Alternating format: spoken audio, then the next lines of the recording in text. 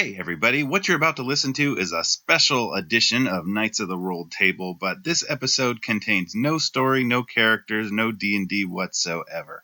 What this is a discussion of episode 0 and things you might want to include in an episode 0 discussion that you do with your own groups, with a particular emphasis on creating an environment for you and your players that feels safe and supportive and great for being creative and having fun. We hope that will be very useful to you and encourage your own fun, awesome, safe gaming. But if not, just you can go ahead and skip to next week's episode, Season 3, Episode 1.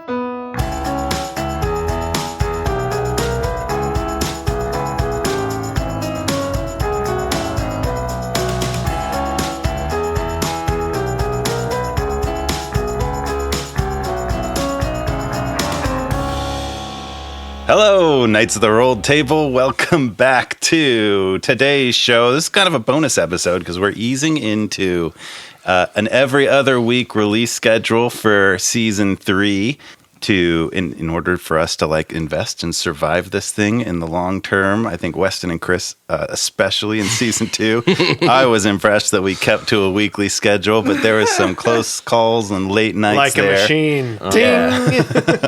So that's gone awesome, and the effects and all of the things that are getting added into episodes are awesome, but in order to make sure we keep up with that for the long term and also have time to grow and expand and maybe try some new things. Yes, and get sick now and then. We're gonna slow down the pace and go to an every other week episode release date. But to kind of ease you into this, what we have today is we're gonna do kind of a session 0, and more importantly, this is meant to be kind of like a discussion of session 0s and how groups can what groups should include in a session 0 and what you might want to consider in your own game. So there's certain things about us, because we've recorded almost 30 episodes or more, that you would usually do in a session 0, which is like, what are your characters going to be and what is the world going to be, that we don't really necessarily need to cover. So to start off, we should go through who's actually here sitting around the table, and I go around real quick. So Zach, DMing Season 3. I'm Chris. I'll be playing Gravely. I'm Weston. Don't say characters that we don't know yet, but he is not going to be coach. I'm Jen, and I'm back here as Maya. And I'm Jeff. Yeah. Whoa, okay. That's who we have present. Darn it, I don't like that.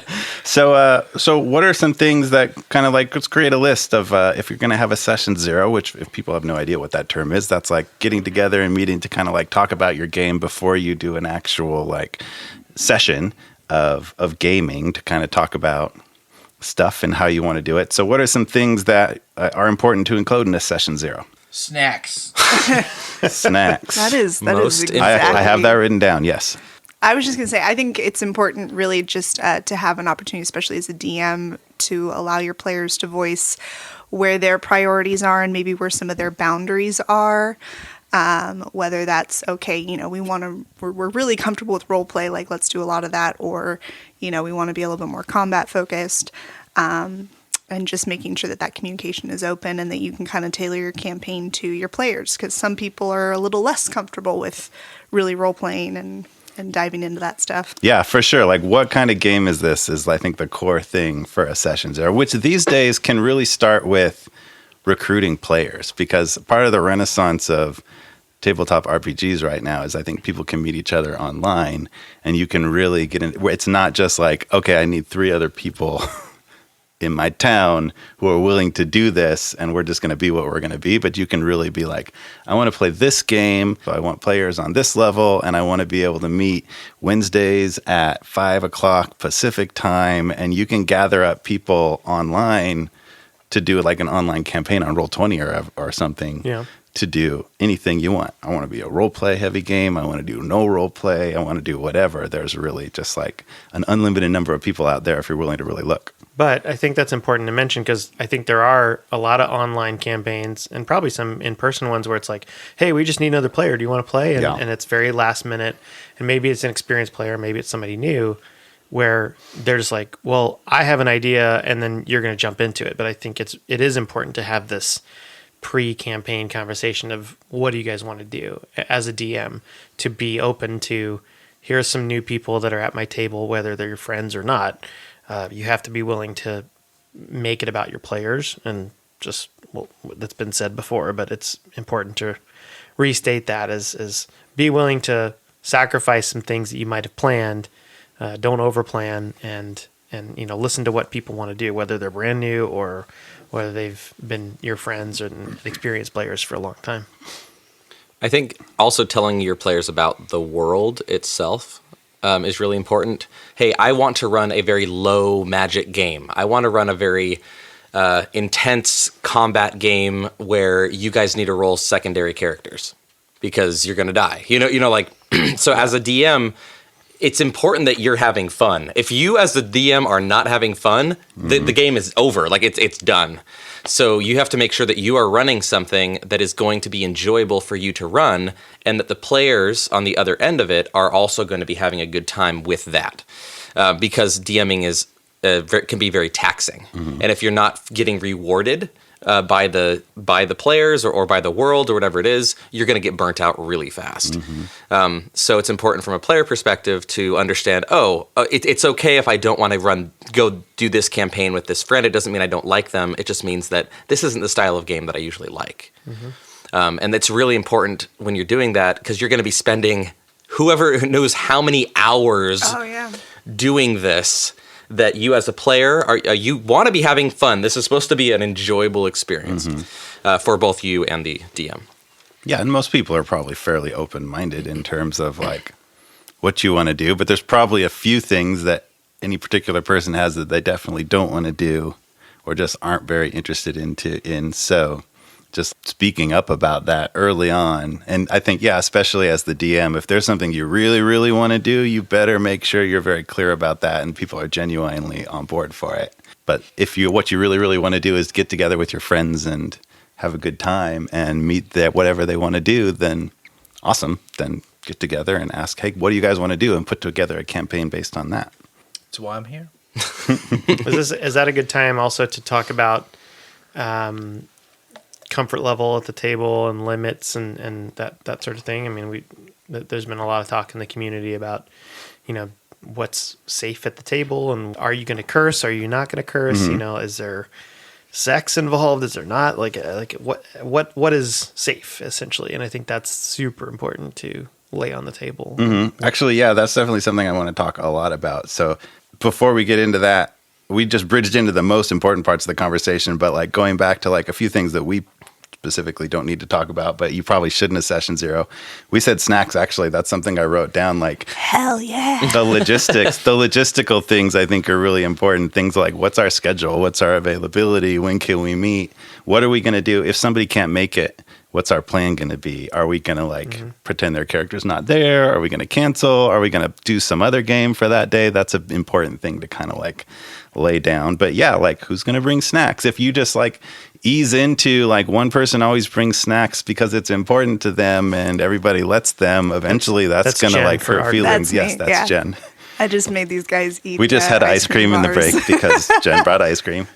I have popcorn too if you guys want some. Oh, awesome. You know what? I would like the popcorn, Jen's very sad we can't have veggie trays and chips Crunchy and things foods. that crunch We learned because that we're in session recording. 1. I think he was just kidding, Jen. To be clear, I was not. This is not She a went face to of get kidding. snacks right now. Oh, okay. This is right there. There they are. All right, We're gonna record. We're gonna eat popcorn. Well, they're there. They're there. You can see them.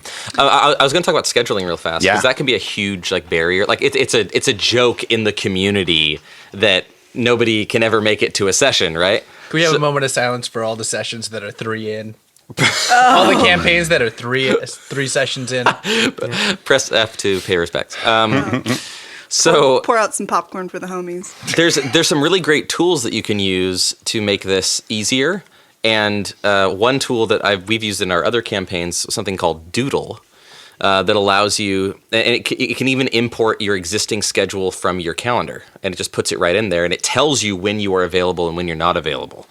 So Doodle is a really great tool. Obviously, group chat with that one campaign can be huge. I think also with the one of the ones that Weston runs that I'm in is with our friends is being willing to meet up in person, but also if you're not, like we've done a couple of Roll20 sessions where it's just more convenient to like, let's just stay at home and do the session online because of scheduling or timing. It would just not be as conducive to drive and meet up for whatever reason, or we have one player that's in another state.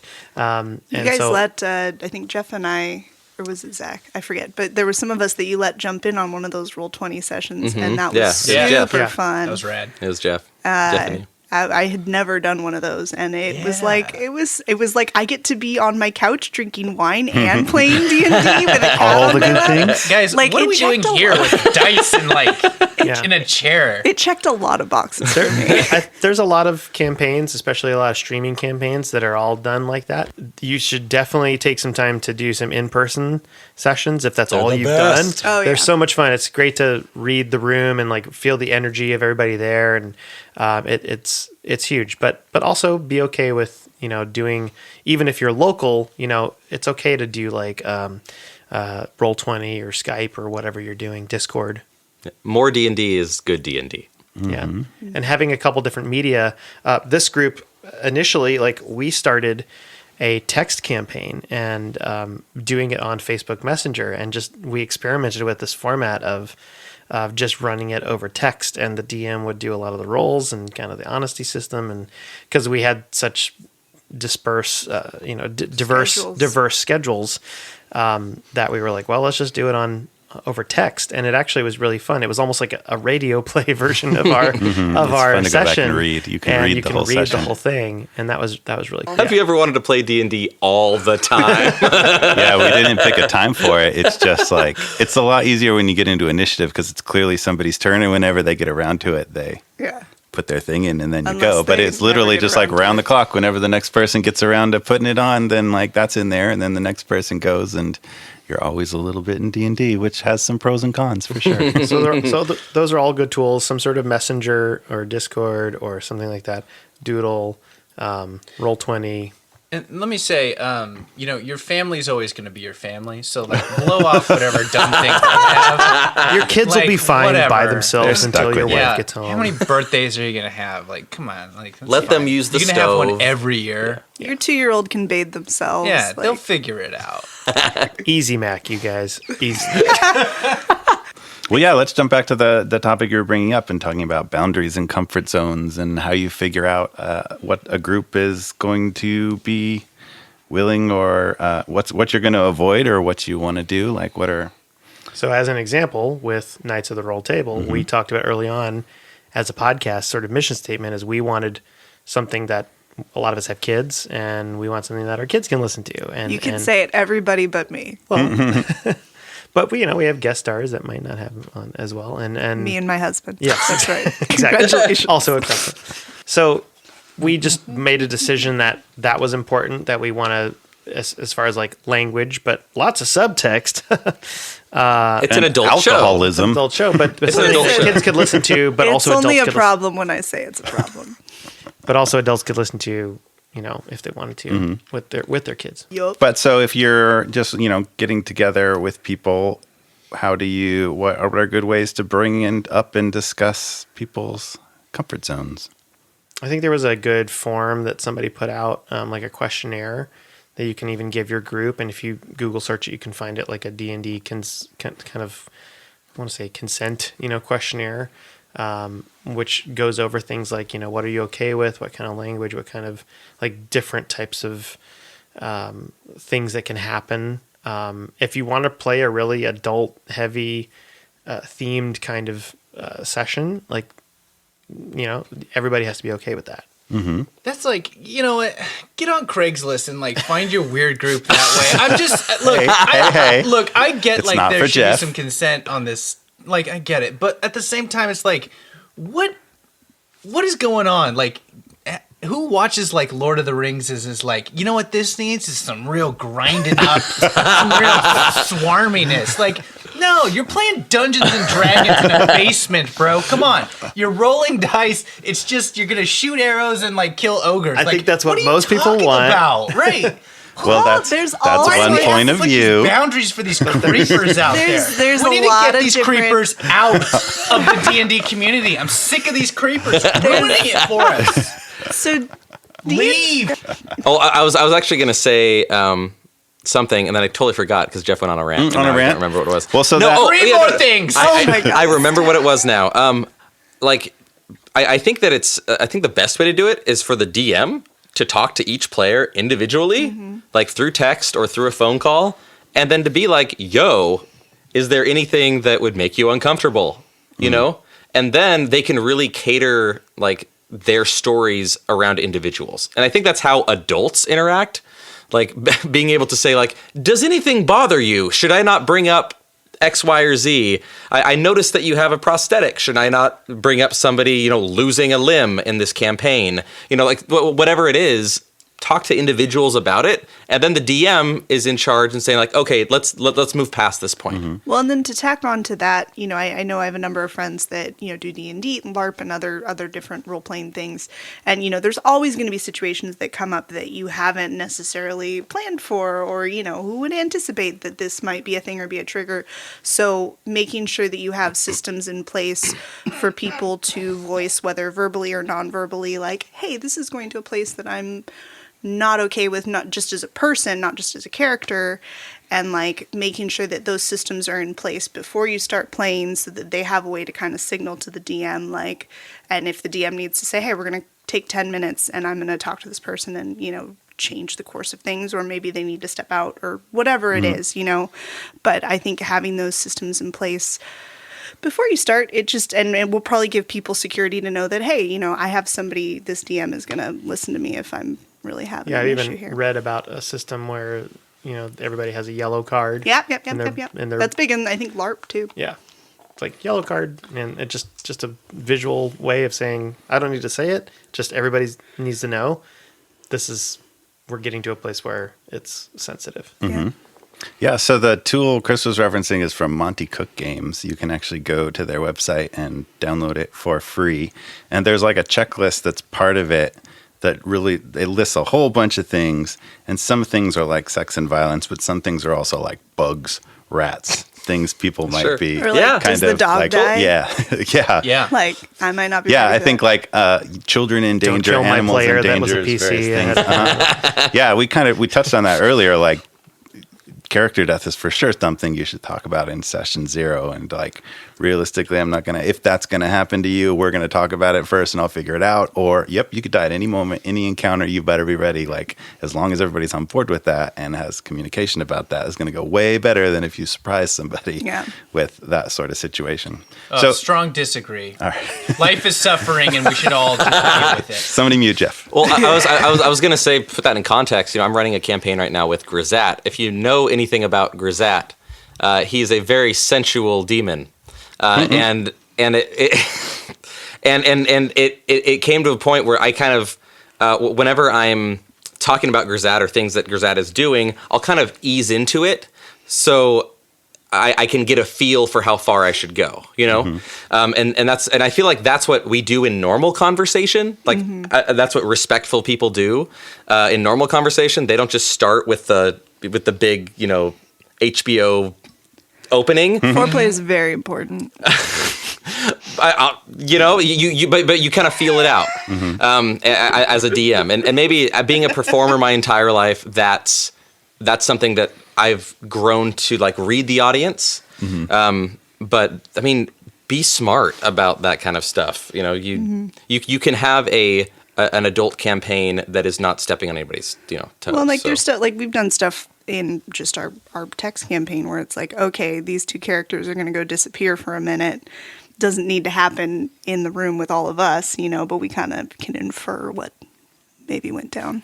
Goes dark. Yeah, seriously. Fade to black and The camera pans to the window as the and then all of a sudden, just as a DM, have Careless Whisper queued up and just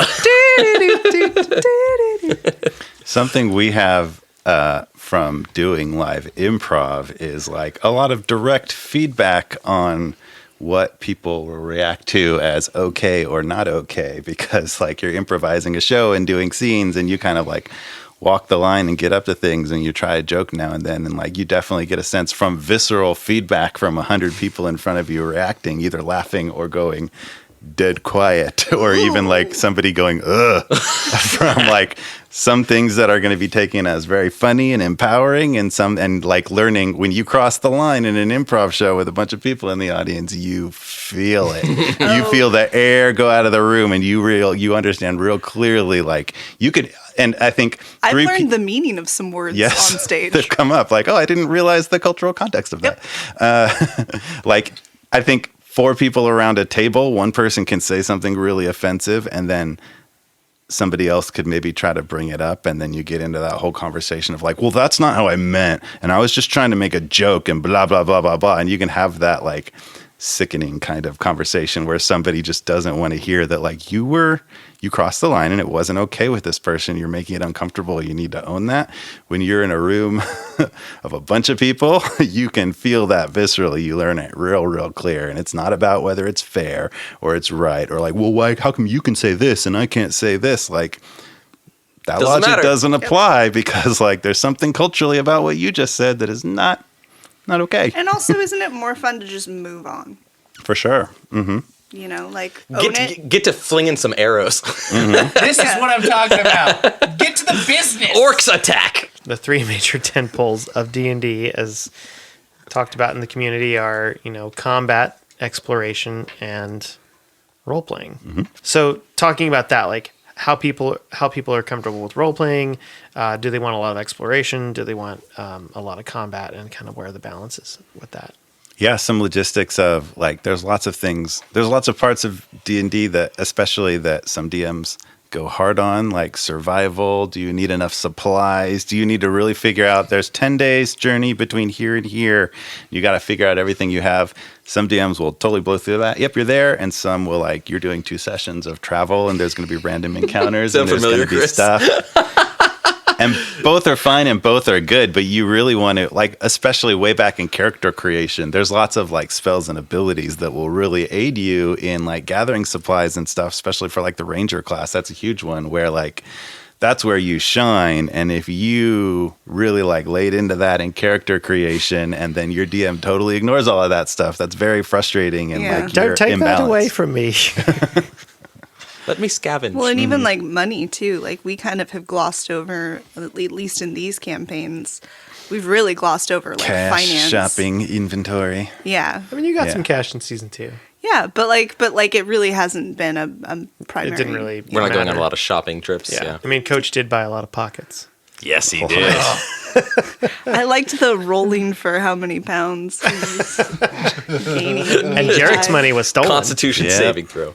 But he got it back. See if my metabolism can survive. So the Monte Cook Games thing is not just that initial checklist. It's actually a whole packet called Consent in Gaming that has a lot of different tools and a discussion of kind of how to create safety in your team. And so I actually wanted to use something that's described in there that is pretty much what you were describing earlier with the yellow card thing, which is an X card. So if you're all sitting around the table, you just have a card that has an X on it, and whenever anybody's getting a little bit uncomfortable, you just reach out and touch that, and that shows everybody. And it's not like you have to explain yourself. It's just like, I'm a little uncomfortable, and if I stay here, I'm just letting you guys know I'm a little uncomfortable, or I might get up and walk away and need to take a minute, whatever. I don't have to explain myself, but that's just like a part of the group dynamic, and it's also like a visual cue always that like we have this agreement of safety in our group and it matters and we're going to respect that. Word. I'm down with that. That's cool. We have, I think, we're very lucky, the rapport and the trust that we have built, and this is literally coming from years and years of performing together, and obviously I think we have some very innate boundaries already in place because of that. I think a lot of groups that have known each other for a long time are like, why would we need these tools? And the fact is, if you've played with people and you know them very well, like you have an agreement, you have a social agreement that's natural between you probably. You know what you're comfortable with. You're fine with it. When somebody gets upset, you've maybe seen that before and you kind of know why, and you don't need those like more kind of like artificial tools. But if you're getting together with strangers to play in a convention, like you want some assurance that there's something in place to take care that Like, I people are can going to be respect one- me. I think another really important piece for me, thinking about those tools and things as a therapist, is like, just because you talk about it in session 0 and you lay out, okay, here's what we're going to do, here's what we're going to not do, that doesn't mean it's really like, that's the first step of establishing trust in a group and safety in a group. You really have to play it out.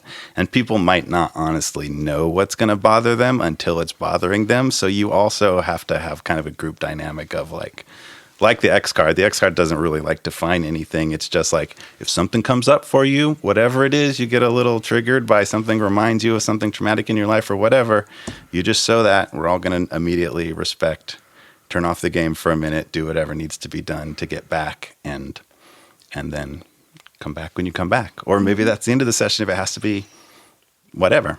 And we bring this up now because you really don't want it to happen and be like, what just happened?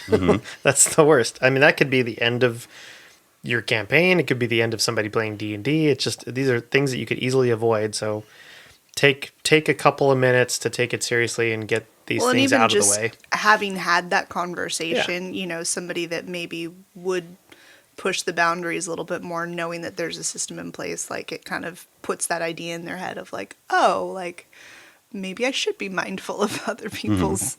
Yeah. Like if somebody goes on a rant about why would anybody want to have sensual interactions in gaming, and one person next to them is like, well, I kind of maybe want to do It's that. wrong, You're it's never going to deviant, bring and they that up should feel again. shame. You're not going to feel safe about bringing that up. D&D comes in many No. different forms. There comes in one form. Lord of the Rings. That's it. There was fantasy before Lord of the Rings. Nope.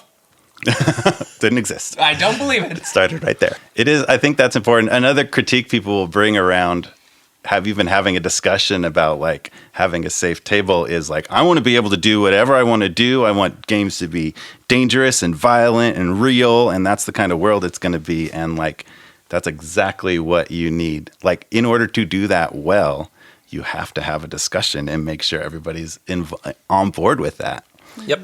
And a lot of, somebody referenced like games ending in session 3. A lot of games end at session 3, and people just have no, the DM or whoever has no idea why it ended, and they just thought schedules didn't work out or anything. And what it really was for a lot of tables is somebody was like, wow, I'm not feeling this. I don't like these people. I'm not feeling safe, and I don't want to be there. And it just never gets talked about, so you Or never this really know. isn't fun for me. Yeah, which is fine. But if you have any chance of like establishing that at session 0, like, I don't think so. I don't think I want to do this. Like, don't start investing in this campaign that you're thinking of as epic, because like, if I can hear early on, like, oh, I'm not for that, I'm out of here. Or if I hear like, oh, I didn't think I was for that, but they're laying it out, and I think I'm going to like go in mindfully knowing that I'm going to have to accept that, there's a much better chance that it's gonna work out. I have like a real world experience with that, where that's actually happened. When I first started playing D&D, I started playing as a DM. So I had never played as a player before, which was crazy. And I was DMing for a group of 7 people. Who had also who had also never played D&D before. So I was DMing, and a couple sessions in, everyone's having a good time, and I wanted to play a very role play heavy campaign, and I thought that's what would make the game most fun for everyone. And at my table, like, I lost a player. I technically lost 2 players because I didn't mitigate that, because I didn't take the time to like I forced upon them what I thought a good campaign was going to be, and 5 out of the 7 people really liked that. They loved it, but some of them didn't, and I am still trying to get I'm still very good friends with those people, but I'm trying to get those people back into the D&D group. In this context of, no, it doesn't have to be the way that I was. That was my bad. Yeah, like that's. But set also, that up to be differently. fair, like, you can't always please everybody. No, of course not. But I there was, but now, and they have since come back to my campaign, and now they're having fun because as a DM, I'm not putting the same expectations on them as I am other players who want to do really heavy role play.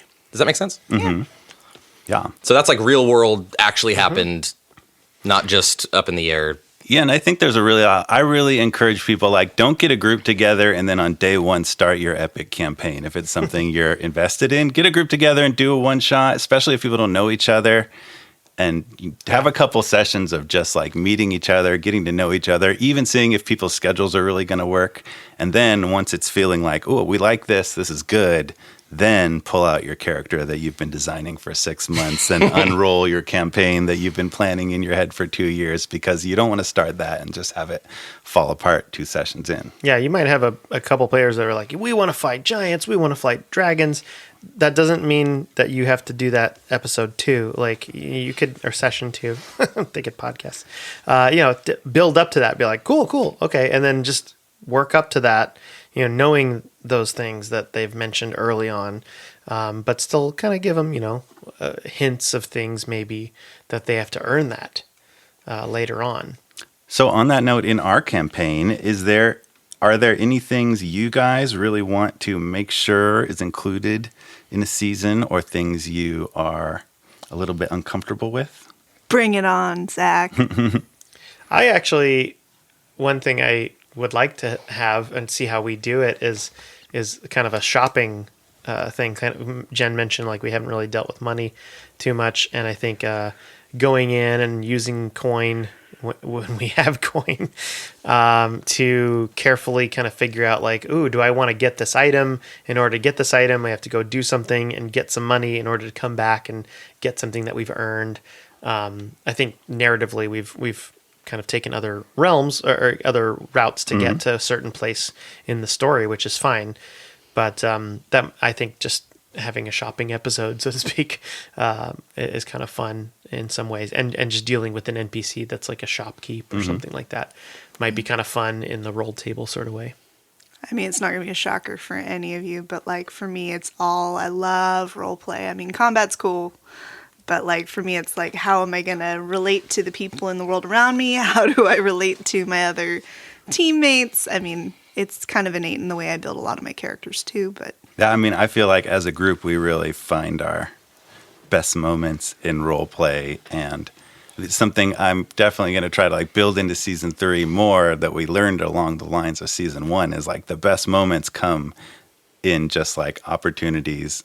And I think season 2 also, just like the players are able to like hang out and talk and chat and like just create a scene themselves. Or other times when like it's clear that the DM doesn't quite have a plan for this part. Like a few of the episodes, like the Great X Escape episode in the Feywild was one where I had very little plan, really didn't know, and that's probably my favorite episode, because it really was all of you on the spot getting these characters and jumping in, and you guys creating the locations along the Moss Caves was created by, I think, Chris offhand added that, and then we like added details. Like so much of that episode was just made up, and it's awesome. And so I want to create as much space for that. Yeah, I think that'd be awesome. More explosions. Explosions. Things didn't explode that much. So great on podcasts. And then it explodes. It explodes. It looks great. Is there anything we want to avoid? I really like it when combat feels very dangerous. Mm-hmm. And I think a lot of the time, and this is just how I play my own games, but a lot of the time combat just feels like it's kind of in the way. Like, oh, let's get through this encounter. That should not be the mindset. The mindset should be, oh crap, we might die. Mm-hmm. Like we might not get through this encounter. As a player, I want to feel that like dread.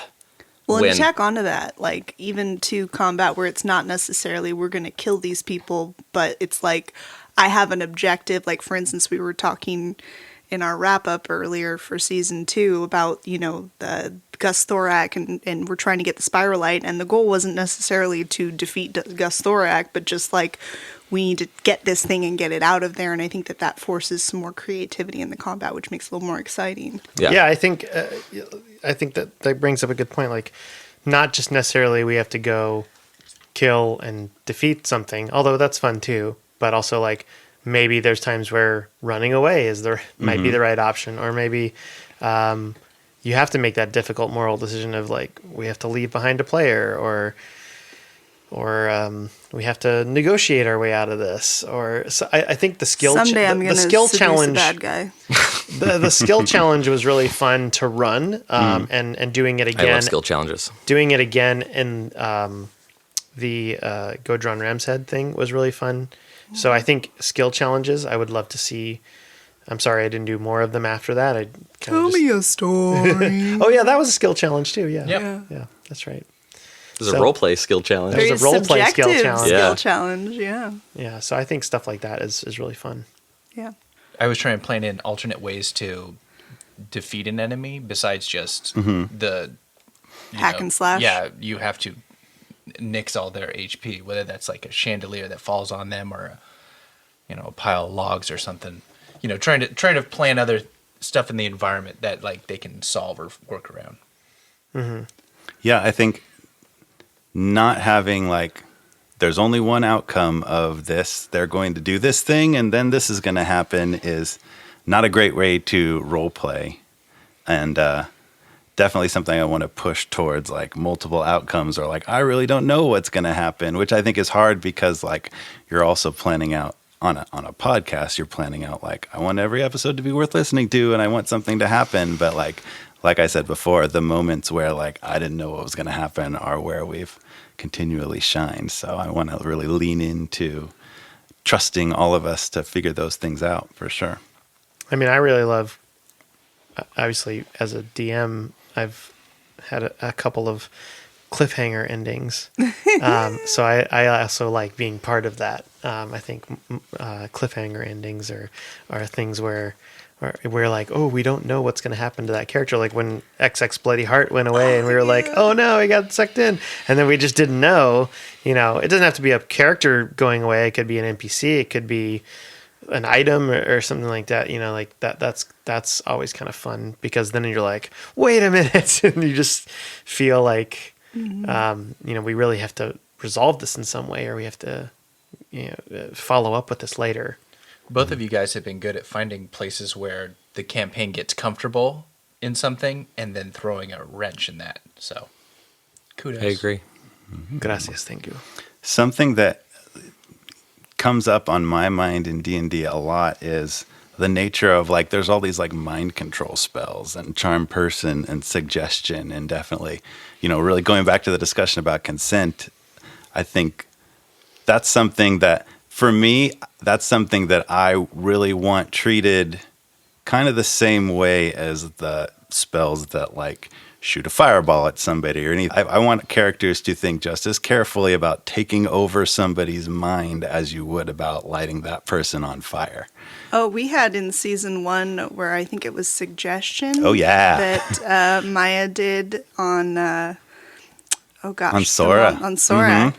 And like, I mean, truthfully, she was doing it because she was like, I need to make sure that this woman stays alive because she has a child. But Sora I don't think Sora would ever forgive Maya for that. Yeah, that situation was like, yeah, absolutely on the head of like what I'm talking about. Of like, there's a lot of pieces of that situation that were like just close enough for me to like not intervene as a DM. I'm gonna play counter to you and say though that's a mechanic of the game, and that's the spell. And well, I mean, obviously, if it was going to a place where somebody was tapping the X on the table, that's when it needs to be discussed. But like, well, yeah, I think that's absolutely like that's been a part of like. Is this because you were charmed in season 2? Is that what? No, I'm just kidding. This is coming from a. I was fine with that, but I was glad it was me because I don't know if I would have been as fine with somebody else being charmed and kind of like having to play a different character Kishara for a while. So yeah, I mean, there's a lot of things about that can be great, but it's for sure one of those areas where like a group should talk about that and a group should think about that and kind of like lay out. That's definitely something I would encourage every group to think about when you talk about death, when you talk about like, is fireball funny or is a fireball something that is like really taking somebody's life? Because that's really like, that's the reality you're playing in. You could be in kind of a cartoony reality where like you do stuff like that or you don't. I will say I really like the episodes of Super Friends and the Avengers where, half the group is mind controlled, or the issues of the comics where like the X-Men are fighting each other. Oh, Temple of Doom, evil Indiana Jones. Like I learned a lot of things about myself in that movie when he people, situations where they're fighting. That's why we did the doppelgangers. I think that was really fun just to have like characters. It's almost verging on battle royale kind of thing, where you have characters and you're fighting each other, and maybe there's a real threat to that, and that's I actually like that. Acknowledging the whole mind control thing, but also I think there's a fun side to that. And I wouldn't say don't do it. What I'm really trying to like bring up is more that like it's definitely one of those things you should talk about. Yes. It's definitely something you want to make sure that person is going to think it's just as fun as you do, so that you together can like really lay in and have fun with it, which I think we did when Jarek was mind controlled in other parts. But it's also for sure one of those things that you could accidentally like really bother somebody with. And yeah. Talk about it. I think that I was going to bring it up in the context that I recently discovered within the last year or so that like if two PCs are fighting each other and you've discussed that in the campaign and that's okay, cool. If your friend stabs you with a knife, your friendship is over. So if you slice your friend with a blade or you shoot them with an arrow, the actual roleplay context of that is your friendship is done. So like and I think that's coming from the same place. Yeah, is like, why would you stay together after that? Yeah, like something has to happen now. You guys are done. So we don't think about that from that context, and when it becomes something psychological, we tend to dismiss that. But I think it's the same conversation. But also, like, literally, you were just saying that you want a campaign to feel dangerous. And I can't think of anything more dangerous. And to me, I mean, as a performer, I can't help but look at this as a performer. Like, that's kind of exciting and fun to be like, oh, my motivation just completely did a 180. Well, that's a part of it being dangerous. So, if you can get shot with an arrow and be like, okay, we're fine now, then that's not very dangerous. So, I mean, like, as far as, I think, obviously, yes, talk about it, to make your decisions. And I'm voicing now in our session 0, which this is, like, again, as I said earlier, bring it on. Make it complex. Like, let's get weird. Yeah, I'm okay with it. Yep. No sex stuff. Hard line. Gross. Listen, this will be the least ruined my whole sexiest art season for Maya. ever. Jeff's new character is an asexual. He's playing Todd from BoJack Horseman. He's playing a jelly bean with a knife.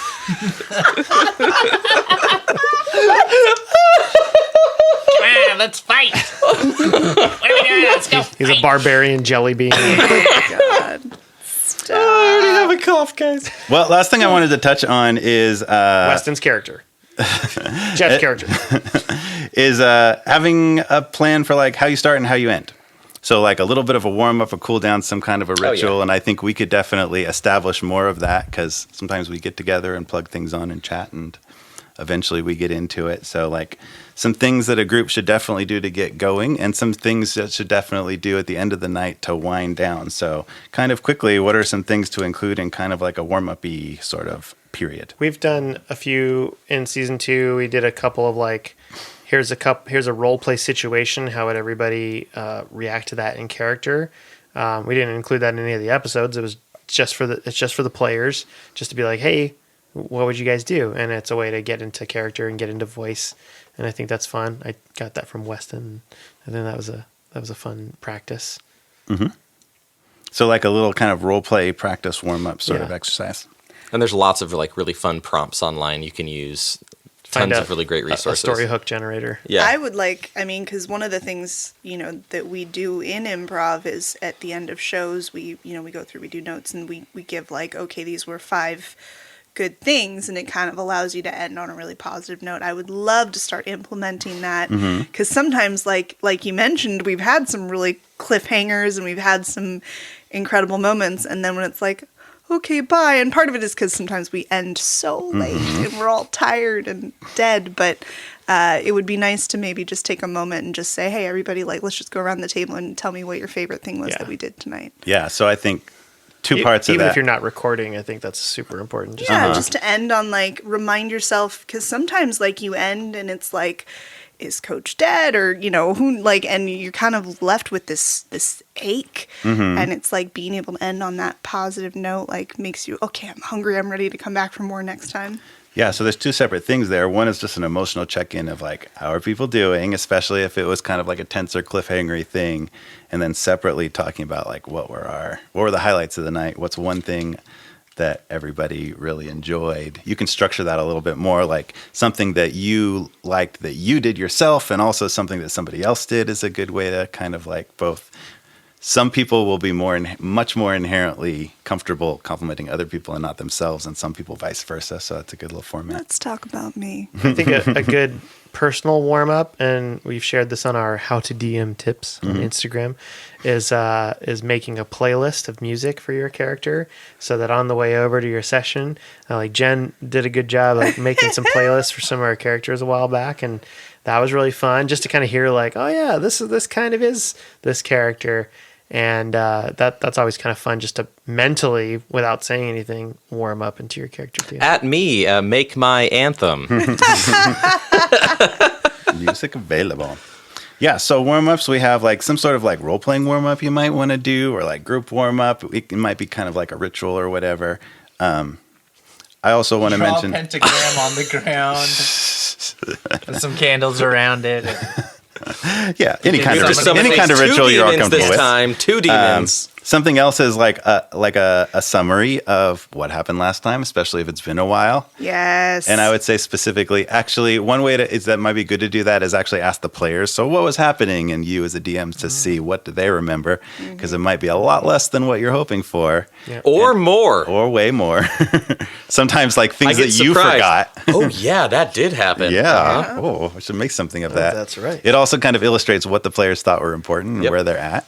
But I think also like putting players in the mindset of like what your player would definitely be remembering right now. It's like, remember, this just happened, even though it was a month ago, 10 minutes ago in real time for this player, this big epic thing happened, and you're definitely like pondering that is a huge thing. I think also it's a good time to schedule your next session before everybody's tired and taken off and all other business.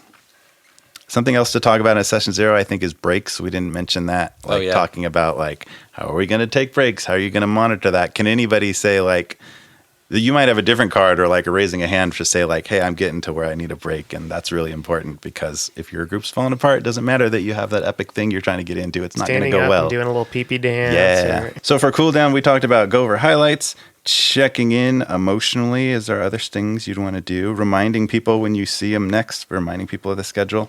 I like to have a smoke. That's not true. All right. Well, last thoughts about our session 0 or season 3 to come. Yeah, I think in session 0, it might not always happen, but can we just talk about character creation? Yeah. We're not. I mean, we already kind of talked about character creation and how to DM, but that is sometimes something that happens in a session 0. Is let's all roll characters together, and It's fun. once we've talked about the world, and once we've talked about the types of people that would be, the types of races that would be around here, you can certainly play. Everybody roll your own thing individually, and just what do you want to play, and then we all come to the table and it's a potluck. But I think it's also something to be said about. These are some characters, that might exist in this world together. And it's really fun if you can find some sort of a past history with at least like one of your characters that have, there's some other systems that's almost encouraged, like Fate, where it's like, hey, I know this person somehow, or I know of them, or I know of their clan, or I know of their something. So having some sort of related backstory, I think it makes really fun. And just, it makes sense that these characters would be in the same realm, not just some random like, I want to play a tiefling because I like horns, and and it doesn't make sense for the tiefling to be in the realm that you're being in. What do you think about the quiz at the beginning of the holiday thing? Because I was just in that kind of like thinking about, well, how are they going to like have a history together? I thought that was don't great. know. I thought I was That just a experimenting with it. I mean, as a listener who was not actually there because I was sick and gross. She's feeling better. I am feeling so much better. it was really cool to listen to because I was literally hearing you guys create this history for this group, and it allowed you to enter the world with that rapport that you had Context, built. yeah. And like you even there were, I mean, I haven't finished the episode yet, but like you've even already referenced like, oh, remember when we did that political uprising, like, and it's like, yeah, I was there when they decided that was the thing that they had done. Like it was, and within a one shot, like, heck yeah, that was awesome. Yeah, I thought that was really awesome, and it was a good way. It was kind of like a session 0, and I think that's really fun because we did the holiday episode starting at level 4. So if you want to jump ahead a couple levels, which is fine, do something like that to be like, hey, you've already been instead of just saying you've been together for a while and you've had some adventures. Like I didn't want it to be about figuring out how you work as a group. I wanted you to already work as a group to do another thing. I think that one thing I would have done differently is I would have made that a skill challenge. So we could have used our abilities that we had spent so long developing our characters with to solve those problems. Yeah. Does that make sense? Yeah, Instead of just like totally. and then you roll a die to figure out how you do. Like, oh, man, you nailed that. Like, you're the perfect person to do that. Or like, hey, Des finds himself in an awkward situation where he has to do some public speaking. You know, like, so. Okay, cool. Yeah, I think characters meeting each other, players getting to know each other's characters, and even there's a dynamic of you getting to know your own character is always going to be awkward and weird, and that was a great way to drag us through a lot of that. It was awesome. I always want to say, because we're playing Dungeons and Dragons, I want to make sure we're rolling dice. Mm-hmm. Like, if it's been like 45 minutes and nobody's rolled any dice, it's like, what are we doing? I mean, we're just acting it. Story time! Which is cool. Like, that's cool, but... yeah. Yeah, cool. I think... All right, that's all I... It was curious. It was great. I loved it a lot. To bring up. Listen to the holiday episode, everybody. Yeah, I was going to mention earlier, I think when you're role-playing a lot, like, remember, especially as a DM, to call for checks. There's persuasion checks and charisma checks and performance checks and so many things you can do. Like, keep that in there to, like, throw things up and make people deal with new stuff. Animal handling. Jeff, you make these jokes about 5 feet away from your microphone, and no one's going to hear them. They're just for me. Another piece to talk about is like, can a character roll a persuasion or an intimidation check against another character? Which I generally don't like because I don't want to take away the player agency, but it's definitely one of those things you should talk about as a group and see what you're good with. And to figure out as a DM what, sometimes you might not know this, but if you know things as a DM that would bother you, like if somebody says insight check as instead of can I tell what they're thinking? Mm-hmm. Yeah, there's a way to phrase a certain thing. You don't just say like, I'm going to roll an investigation check. No, I tell you to roll an investigation check.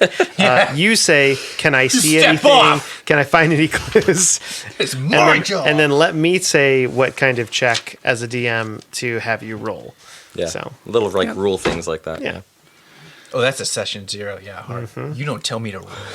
I tell you what to do. You got it? Well, something to wrap up, something I want to do in season 3 is really like, we've met 2 different groups of people now. And I think in the structure of our podcast where we're creating this world and people in it that come and go, I really want to explore ways of how we do that and how characters come in and how we really can lean in on our improv strengths. And so we're going to do that starting at the very first episode, which we are now going to record. But you, if you're listening to this like right up at the moment, and if you are, thank you. That'll air next week. Thanks, everybody. Bye. Have fun with season 3. Go out and make life an adventure. I never get to say.